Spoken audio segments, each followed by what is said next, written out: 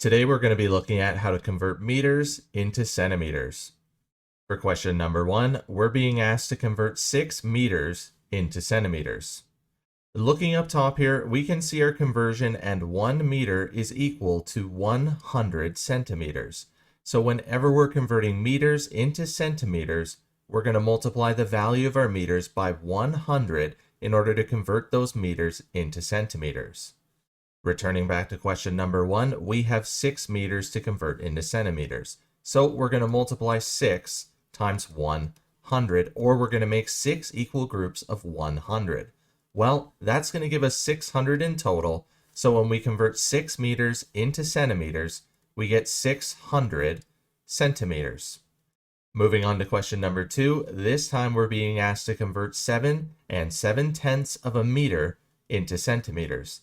This one isn't going to be quite so straightforward though, but there is a little tip that's going to help us solve this. Let's return back to question number 1, where we started out with 6 meters. Now, anytime that you have a whole number, there is a decimal to the right of that whole number. We typically don't write it though. Here's where a little trick is going to come into play.